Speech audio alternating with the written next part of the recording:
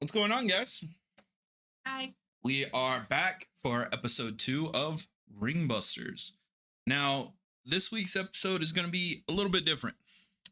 We're going to keep the same format, but it's going to be over one half of the greatest tag team currently in AEW. Yeah.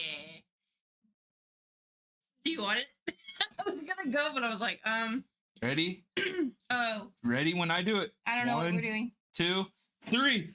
Adam Cole, baby! Yeah, I don't know what I was doing. Okay. So we are going to talk about the situation going on with Collision. After that, we will head into our main event, which is Adam Cole.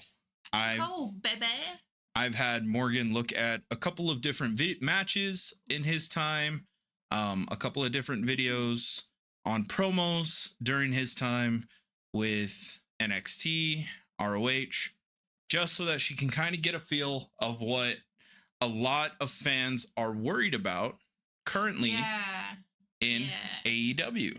Yeah, because when we watched it before, I kind of felt you cringe, and I was like, I don't understand why you're cringing.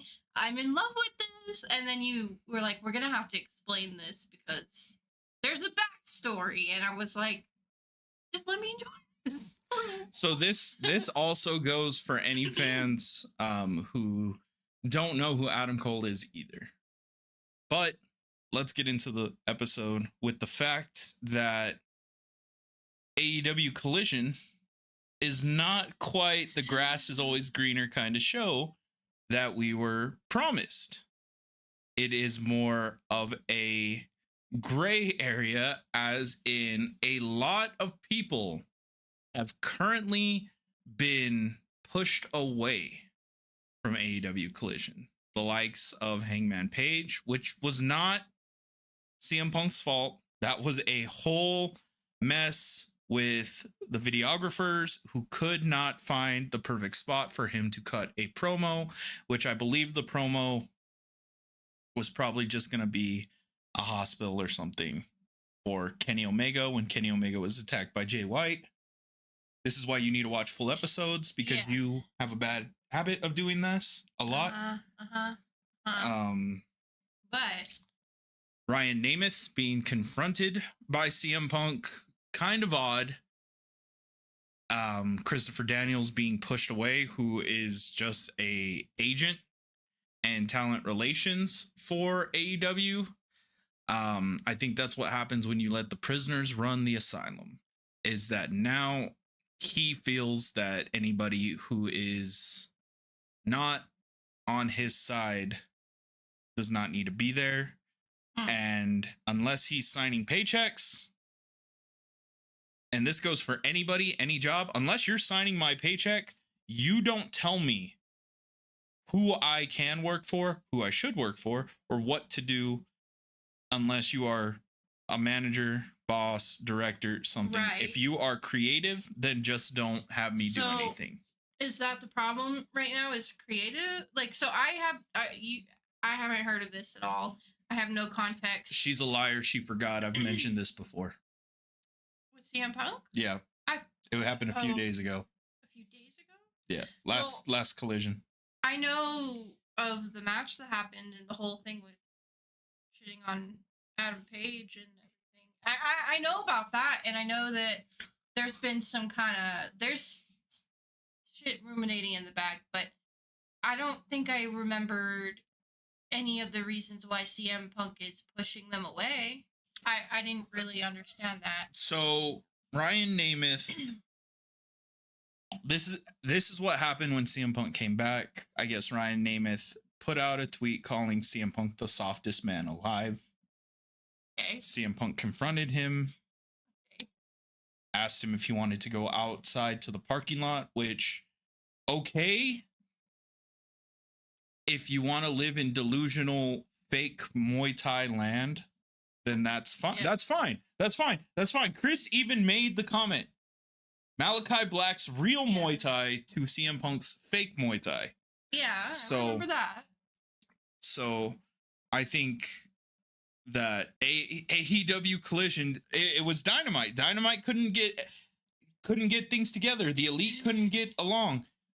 Sammy Guevara couldn't get along. Chris Jericho couldn't get along with CM Punk. So Dynamite was the problem. He gets his own show. He even calls himself a Collision guy. And now people are getting pushed out. Are we just going to keep saying that? Yeah, so I think the more I see him, the more I'm like, you can tell the distaste everybody has for him, even if they have their face on. You know what I'm saying?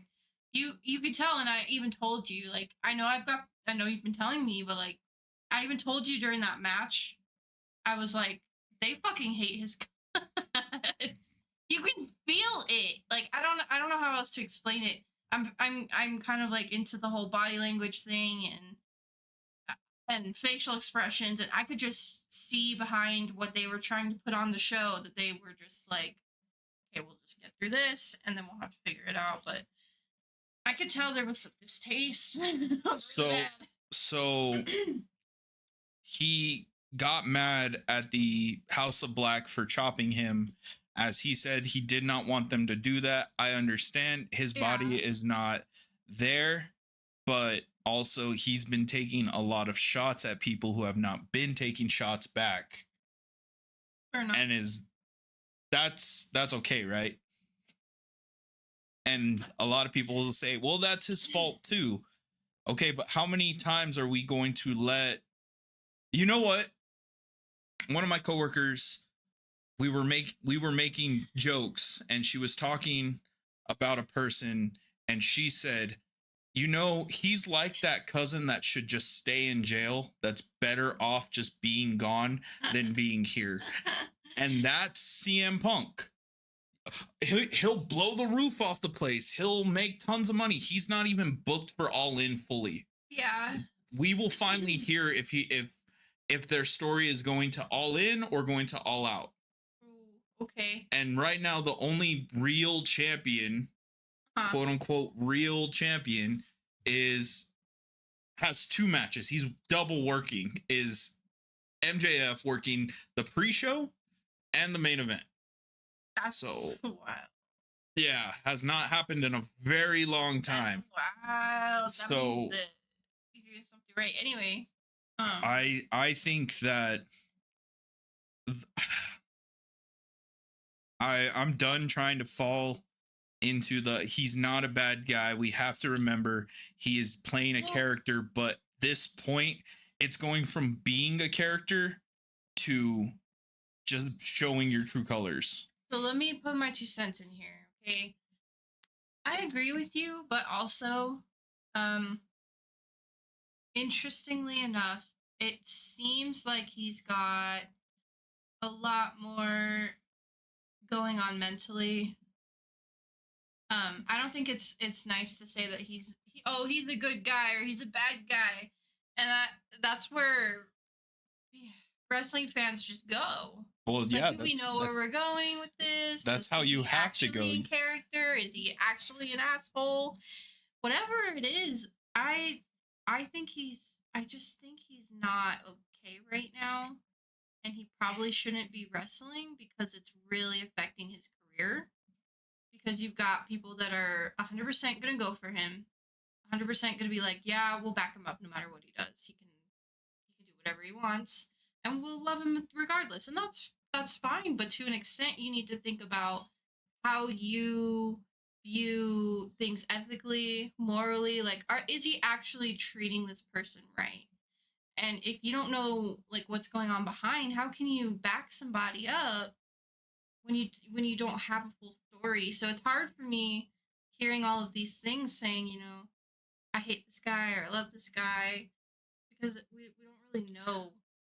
But if you're getting reports, like, you're trying to look at him as a solo person, but if you're getting reports of younger talent who don't have big money contracts saying they have to stay low under the radar and not piss him off so that they get booked, it's No, not that yeah. we're not learning about what's happening backstage. It's that everybody wants to give him the benefit of the doubt. It's yeah. And we've already saw that.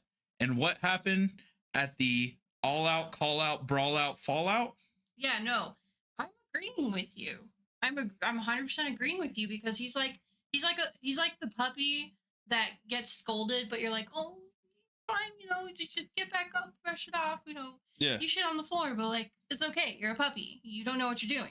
That's how we're treating him. Yeah. And he's a grown ass adult. And me, on the other hand, I'm like, just put the dog outside because it ain't gonna learn. Just put the dog, take the dog to pasture because he ain't gonna fucking learn. So my takeaway from it is I think he really needs to do some stuff away from AEW. Yeah. Whether that be, hey, I'm going to go to the Indies for a while, or hey, I'm going to take a mental break, or branch out. I don't know. Just I don't think AEW is his home right now, and I think he believes that as well, and that he's taking it out on everybody else. Yeah, because and that's what I have to say about that. Because thank you for my TED Talk. Yeah, you're fine. Please. I think the fact that, and I already know I'm gonna have a lot of fire for just the absolute not liking Punk, and that's fine. Because I know people who are very tired of this, and I like saying that. It's okay for what he stood for back in the day, the Straight Edge Society. Beautiful, amazing gimmick. Was it scary because you thought that he was a cultist? Yes, because he was. He pretended to be Jesus at one point, even with the long hair.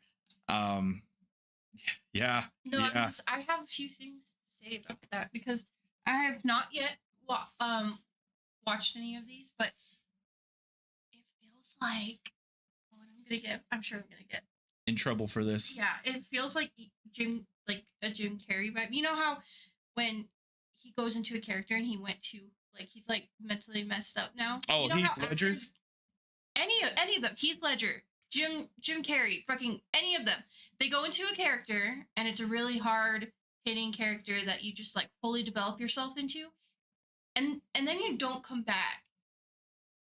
The best in the world. So I think best and in so the world. I'm like, that's scary. That's scary to have that in wrestling. That's scary to have people surrounded by that. And it's quite frankly really dangerous if the person doesn't understand it and reflect on that. Like, that's crazy to me that you can have that. So it's gonna be interesting what we'll keep hearing going forward. All of my information was from Fightful, was from Sean Rossap, was from Ringside News. If you guys think that I listen to Dave Metzler, no, I don't listen to the Dirt Sheet. I got mine from Sean Rossap. I will say that. I will hold myself down to that the information I'm given is from the man who goes out there and interviews people and doesn't sit back and just watch it. So if this is what he's being told from multiple people, then I think that we need to. And you know what really fucks me up? We all bond with wrestlers because we see ourselves in that wrestler, correct? Yeah, totally correct. What does this say about fans who think this is okay? And I was going to get into that. What does that say? So I would like to equate this fan base to those of, and I'm going to get so much fire if someone actually watches this and gets pissed off, but those who like Taylor Swift, those who like BTS, like the ARMY, those are crazy fan bases that like once you commit, you're in, and they go hard. They go full on, like they are obsessed. It's an obsession. It becomes an obsession, and so you're feeding that ego, and it's fine. Trust me, it's fine to love somebody. I love a bunch of people, but it's one thing to take what they're doing and copy it.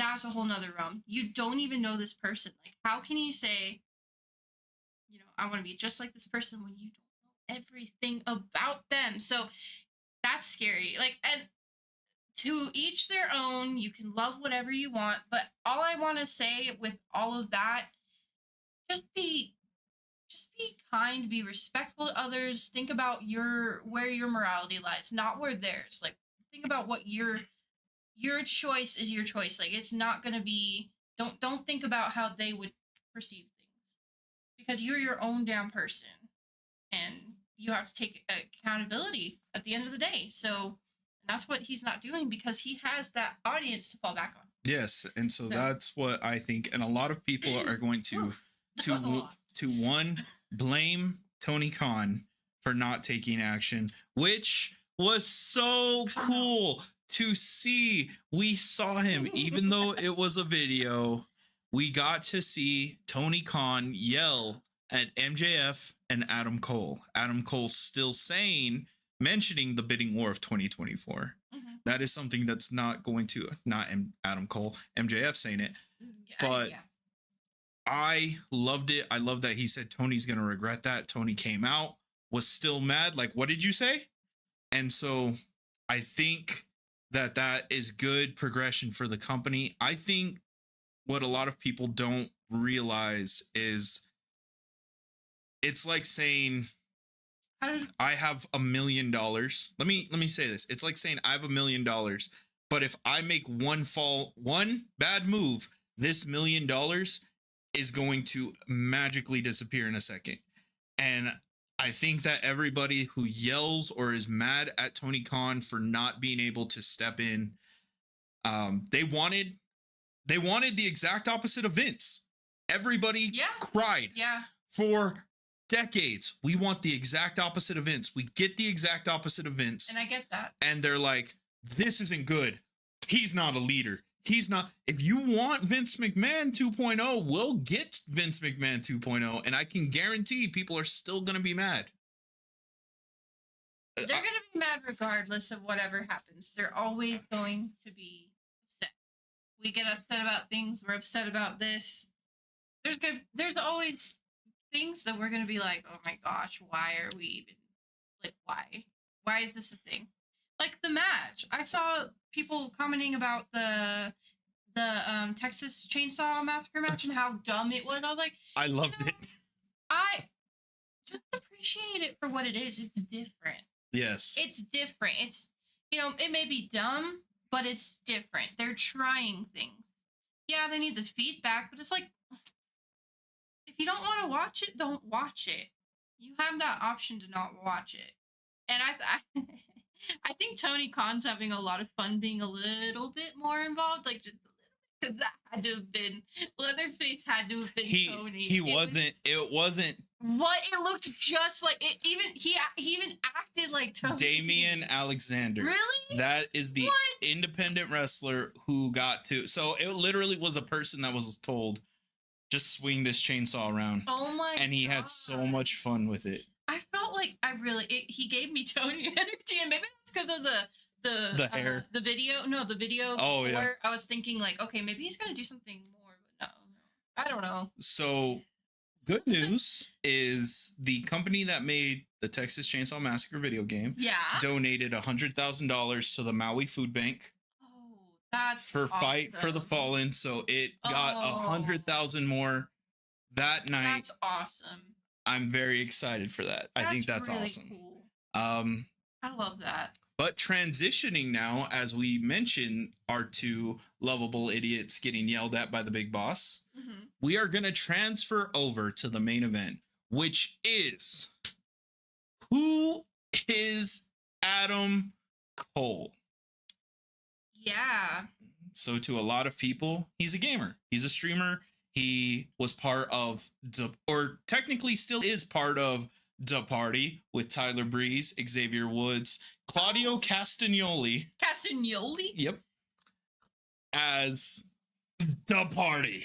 Claudio Cannoli? Claudio Cannoli. Obi-Wan Cannoli. He is part of The Party. He has his own avid Twitch channel. He is very important in the world of gaming. That's cool. I didn't know. I mean, I could guess, but Or we can talk about Adam Cole, the wrestler. The man who has main evented in New Japan, in Ring of Honor, has gone to PWG, has wrestled the likes of El Generico, Kevin Steen, the Young Bucks, teamed with Kevin Steen, the Young Bucks, and created the Founding Fathers, which was a faction. Okay. That's Like, weird. oh, no. They were Mount Rushmore. That's what they Oh. were. Mount Rushmore is what their team was called. Not any Yeah, better. no, I wouldn't subscribe to that. But overall, what do you think of face Adam Cole? I like him more than I do. No, what you've been showing. We're not going to talk about heel yet. I just want to get your honest opinion. I love him with MJF. Okay, let me just say I didn't watch his matches until he started tag teaming with MJF. So I feel like he got more of a face, like a face up, literally a face up. Is how I explain it. And I like him a lot. Now, would I watch him separately? I don't know. I don't know if I'm still gonna watch him separately. Like I'm gonna watch it, but I don't know. You have to for this show. Yes. You have to. So you don't have a choice. Oh, thanks. You babe. don't. You have to watch it for the show. Yeah. Anyway, I don't know. He's cool. I love the tag team. I don't know how I'm gonna like them separately. Okay. So, well, you already know how you like one of them. So. Well, yeah. I mean, I've been A devil worshiper forever. Yeah, pretty much. So heel Adam Cole. From what you have shown me, it seemed confusing, but I didn't get the whole story. Did I get the whole story? Yes, you did. It was confusing, but it was good. Okay. But I had questions when I watched the promo videos that you sent. Because he was with the Elite, right? Marty Scurll is not in wrestling except Marty Scurll is going to Mexico. If that is your question. No, I had no questions about that. And why the fuck Mexico? Because Mexicans don't care. My God, dude! Like, we're gonna go to the place where nobody gives a shit. Yeah, like you're not a cartel member, right? So you're not that bad. Like therefore, you're good. Therefore, you're tolerable. Tolerable. Okay. Well, my questions. Yes. I had a couple, but I forgot most of them. So he was with the Elite, right? He was running with the Elite for a while. He was running with the Bullet Club. Oh. So great question. I'm so excited. Yes. Okay, so the Bullet Club, this iteration of the Bullet Club, was the Elite, which featured Hangman Page, the Bucks, Kenny, and Cody. Dark mode Cody. Well, sort of towards the end, he kind of went light mode. Okay. Adam Cole, I believe El Phantasmo, God, which is Tama Tonga. Yes, okay. Yes, Big Tungus. Tama Tonga and Tamaloa. Big Chungus. Yes. Which were God, and then I believe that was it. And so what the Elite were was a subsidiary of Bullet Club. Okay. So the Elite called themselves at that time, they were said that they were the most elite version of the Bullet Club. So they were heels? Amongst heels. Because the Bullet, that's pretty meta. Yeah, meta, but yeah, that's meta. Okay. So the Bullet Club has always been heels. Okay. It's never been faces. Even though everybody loves them. It's so fucking weird to me because now the Elite, like, I can't connect the dots of them being, because when you showed me that promo with Kenny, I was like, who is this man? Yes. Who is it? Fucking Kick with Fire. Like, I didn't like him as a heel. Anyway. So Kenny Omega was the leader of the Bullet Club at the time. Right. The original, the actual Bullet Club members kicked out the Elite a few years after we saw Adam Cole get kicked out. Why did Adam Cole get kicked So that is the tradition of the Bullet Club. Is when you leave New Japan, you don't leave. Oh. You lose your match, Oh. but you also get beat up. It is like a gang style initiate, like leaving a gang. Yeah. Is you are going to get beat up in front of everybody, and you're gonna have to suffer, and your reputation will suffer for that. But then you go on. Normally, you just go on to WWE. Okay. So you're saying like, so if you leave Japan, New Japan, right? Yeah. So then they get beat up and then they're kicked out. So that's how it used to be. Right. And once you were gone, like once you weren't part of New Japan, you weren't in the Bullet Club. Now, because of the Elite, we have the American Bullet Club, which is we have 2 members of it in Impact Wrestling, Ace Austin and Chris Bay, who are ABC. Okay. We have the Bang Bang Gang on Collision. Oh, okay. And then we have the Elite, who are currently in AEW. Right. And then, so that's Most how... of them are in AEW, right? Or all of them? You have the original founder and one of the original members, which is Finn Balor and Carl Anderson in WWE. Luke Gallows in WWE. Okay. And the phenomenal AJ Styles in WWE. Everybody else is in AEW. Everybody else is in AEW or just in Japan. Well, hot damn. Okay. All right. Okay. What was I gonna say? The streamers. Were you asking? Oh, that was a quick. Yeah, but let me save the streamers for last because that's gonna put us in a whole different realm. No, I had a question about. So did Adam Cole develop this super kick from the Elite? No, so the super kick is made, I want to say, and I think Chris will probably agree with me, and there's a lot of people that'll probably agree with me, is the super kick became popular with Shawn Michaels because he called it Sweet Chin Music. Sweet Chin Music? Which was just a super kick to the face, ended the match. I love that. Okay. But now it went from being a finisher to just being a normal move, to being a signature, to being a spot move. So I feel like probably because it's been used so much, they had to it's not as cool anymore. Does that happen to moves a lot? It does. It's now kind of like that, like an insult. Like if you have as a finisher 13 super kicks in one match, then you're just an indie.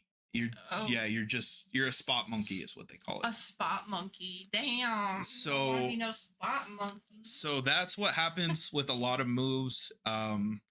Is that they'll be used so commonly that they're not really finishers unless you have somebody freaking sucks ass. Unless you have somebody who's big or strong or intimidating enough to make it a finisher. To make it look great. Yeah. Like Wardlow, everybody does a powerbomb. But Wardlow does a powerbomb symphony, which he doesn't do 1.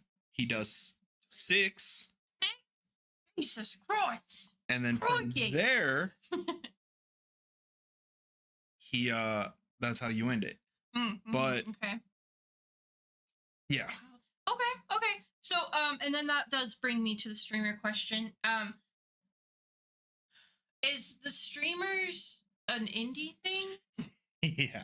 Okay, because I was like, wait.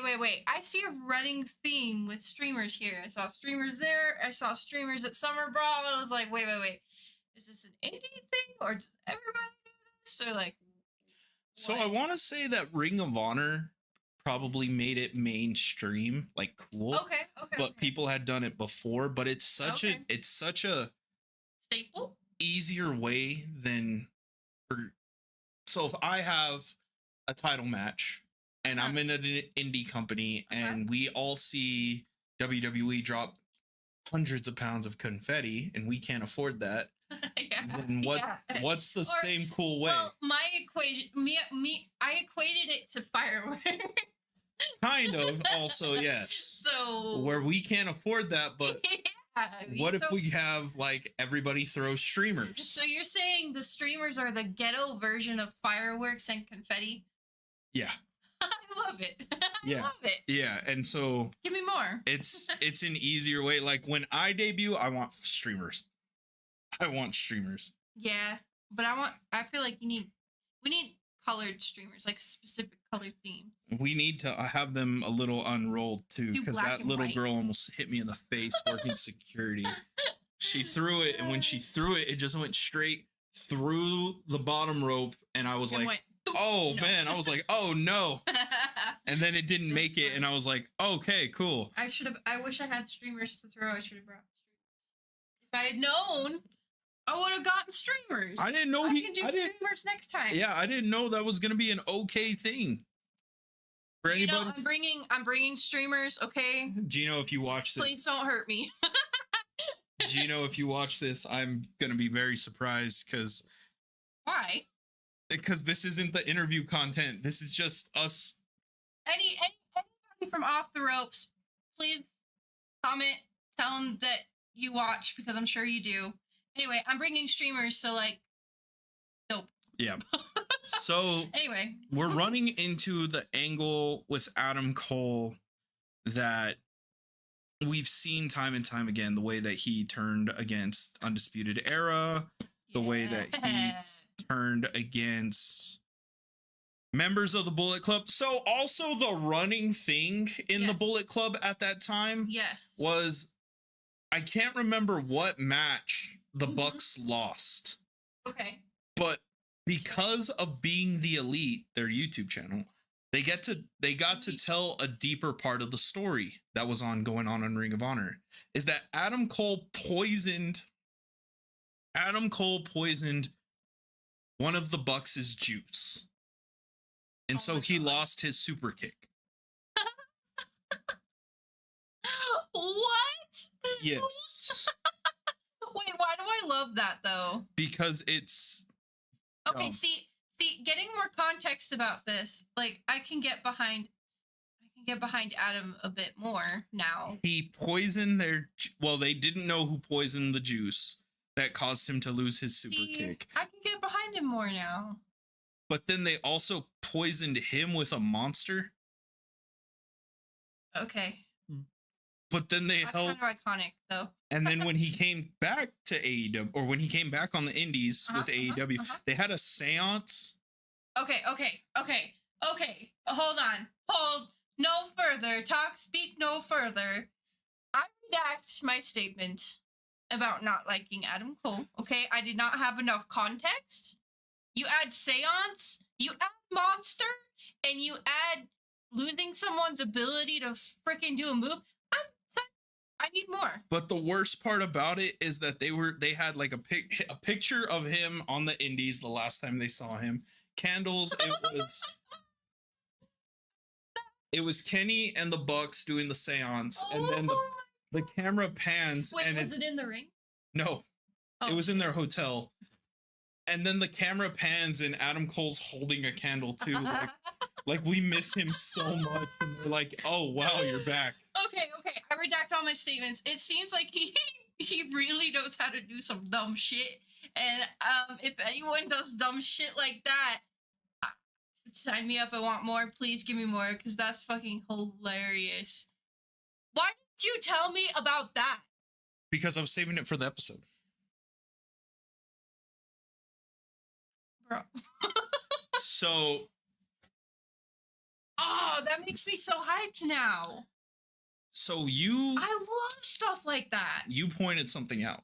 What did I point out? So a few weeks ago, I think it was about 2 weeks ago, Adam Cole and MJF hugged, and Adam Cole had the knife stabbing in his back. We all traditionally know what that means. We've seen what happened to Roderick Strong in NXT. This past Wednesday, when MJF was talking smack to Aussie Open, Adam Cole was in the position to do a super kick.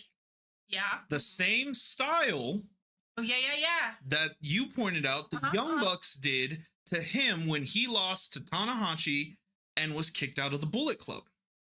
It's all woven in. There's a lot of callbacks to Yes. this from a lot of different companies. Now, MJF obviously not trusting Adam Cole and definitely making sure that he knows he has the Diamond Dallas ring. Yeah. In the Mike promo was definitely an interesting move. Or the fact that when Adam Cole came out, he said if he was any skinnier and wider, my God. Hogan would have snorted him in the 80s. One of the best lines I've ever heard. I'm sorry. That was great. I don't know who's going to win. Okay, well here, now you made, okay, because I was going to bring this up because I could just jump right into it. I don't know either because of this sole reason that MJF made him sign a contract. Yes. I would 100% say, oh yeah, Adam Cole. But with that one contingency, I have absolutely no clue what we're going to be getting into. Yeah. No clue at all. Can't wait for it, but something about that contract sounded really weird. Like, it just felt like you made a deal with the devil, so you're suck gonna it pay. up. Like, you're gonna pay. You're gonna pay your dues. So I'm really, really nervous. I'm really nervous. I think what's going to happen and what people aren't ready for is that we are going to have Adam Cole be the bad guy, MJF continue to be on this babyface run. I agree with you. But go ahead. What I also don't know is what the Kingdom and Roderick Strong are going, why they continue to follow Adam Cole. And will the Kingdom and Roderick Strong be the reason we have a new AEW World Champion next week? That could be it. But oh man, I was gonna say something and I totally forgot because you went on a whole thing. Oh man, I totally forgot. Anyway, that would suck though, and that would be the best leverage for them because Adam Cole's all MJF has. Yeah. He doesn't have anybody else. Shoot. Yeah. Well, and kayfabe. Like, yeah. There's no one to back him up, unfortunately. So my thing is, what if they do come out? But who would support him? Who would support Adam Cole? No, MJF. Nobody. I think you're on the right path about that. I really do. Unfortunately. And that's going to, if it's going to go that way and no one helps him, it's going to break my heart. It's going to break my heart. It's going to be interesting to see. Oh, no, you go. I remember now. So with you saying that it's going to make MJF, we're going to keep him as face and then have Adam Cole turn heel. I think you're right. Because I think this is the best way for MJF to keep his championship. Like, okay, here's the thing. If MJF wins and does some heel shit and goes back to being a heel and Adam Cole stays the face, then he's probably going to not renew his contract. Okay? Now, if we turn MJF as face, keep him as face, I think he's going to renew his contract. You're missing one more thing, though. What? Regardless if he's heel or face, regardless if he retains, regardless whatever side he has one big match coming. And it's against the man we just had a rant about. Okay. He keeps calling him out every week, saying that he's the real world's champion and Max isn't.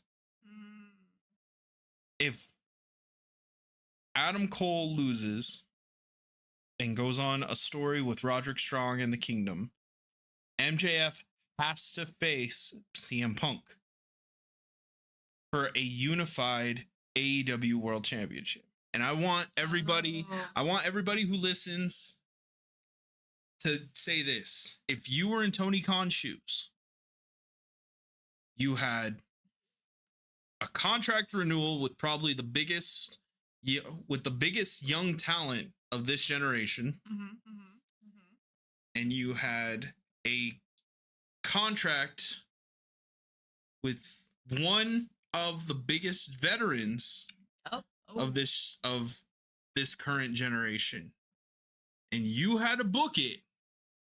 Would you go team MJF? Keep him, have the workhorse for as long as you can, run those wheels off till you can, or piss off CM Punk. You know my answer to that? You're gonna say MJF. No.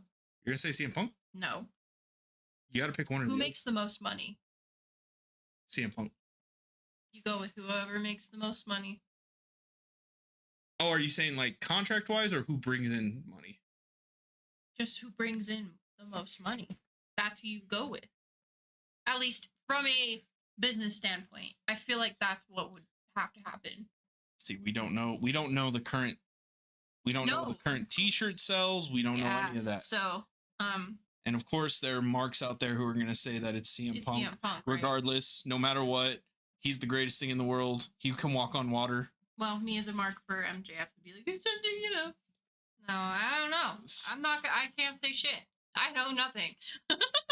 I would have to say you would have to go. I want to say the younger guy, and it's not because of CM Punk, but it's because of what you can do 5 years from now. You're like, purely due to age, this man has not aged enough. You can use him more. He's only a few.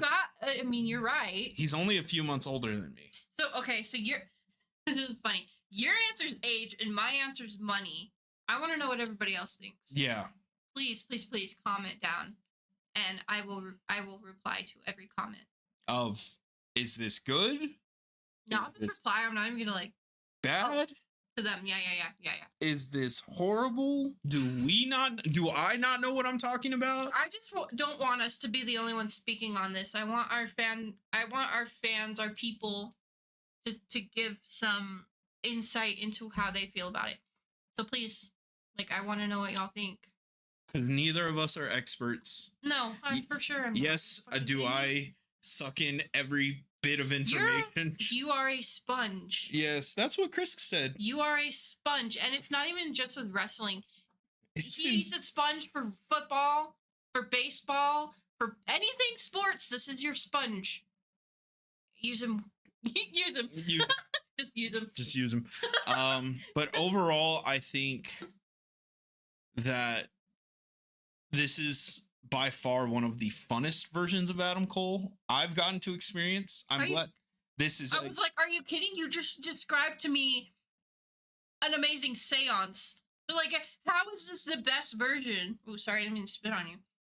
Like, from what you described of all of his stuff, and this is why I asked you, I was like, please give me stuff so I can digest and see what I like.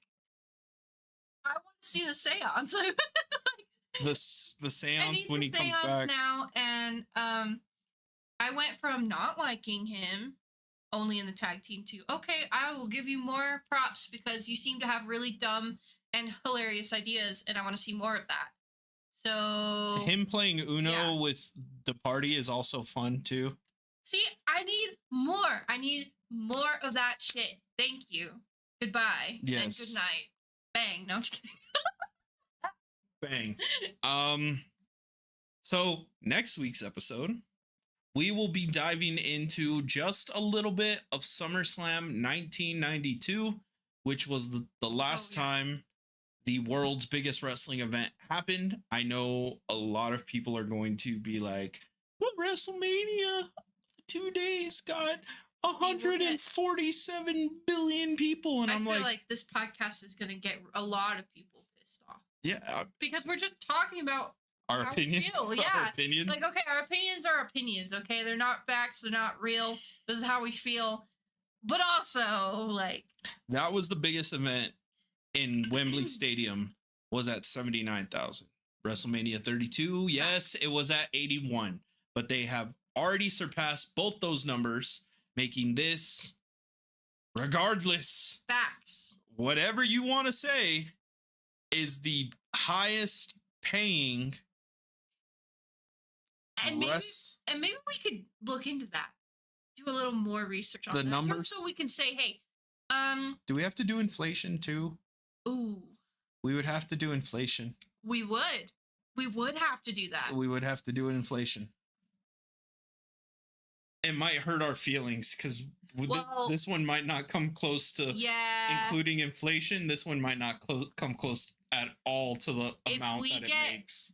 Like, we need some feedback. If y'all want that, then like tell us, or get us to like 10 likes, and we'll do it. And we'll do all the We'll do everything. We'll crunch the numbers just so you don't have to. about the biggest event in Wembley Stadium. Yeah. We will also go over a little bit of, I believe it's still WrestleMania 32, which was the biggest professional wrestling event, like highest paying single ticket event. Okay. That one's also a very iconic WrestleMania. So maybe what we could do next week is go into the numbers. We'll crunch the numbers if we get 10 likes. Anyway, and then we can go into like why it was so popular and what the matches were. Yeah. Okay. Yeah, That because sounds fun. it was also mentioned, WrestleMania 32 was mentioned on the documentary, Cody's documentary. We can also talk about that too. And you get to see the New Day in Super Saiyan gear. So, Ooh, okay. Yeah, let's do that. We'll do that next week. So y'all have something to look forward to. And we may or may not crunch the numbers. Depends on all of you. that's going to be scary because Yeah. I it's will gonna be a I lot. will also have had my first day at Off the Ropes that week. Like to torture us. That'll be interesting. 'Cause Yeah. Ooh, yeah. Expect a vlog probably too, huh? Yeah. Expect a vlog. And You guys will see the Haunted Mansion vlog that'll come out soon. Oh, Also, Yeah. I forgot about that. giving our thoughts on Haunted Mansion So 2023. you'll have to watch it. Anyway, All right, ladies and gentlemen, this will come out tomorrow, the day that we have recorded this. So I want you guys to like, comment, subscribe, head over to Downtime in the Ring and listen to the Summer Brawl review yep. from Off the Ropes featuring Gino Told You So Rivera. Definitely a great talk. Chris was in that interview. Hope you guys like that. Sounded dope. And we are going to try, hopefully this week, this up and coming week, we will have a fucking around episode. Oh yeah. If not, we will have it the next week when Sorely missing. when Bastion is available. Mhm. We have a good tournament coming soon for effing around. Ooh, yay! I can't wait. It's the dumbest idea you could possibly What think is of. it? We are going to see what is the best animated Scooby-Doo movie. Okay. We should we shouldn't let's not show Y'all should use the whiteboard. yeah, let's Or not show use the camera whiteboard this for that. episode. Why? Okay. All right, ladies and gentlemen. Remember to like, comment, subscribe, and we will see you in the next video.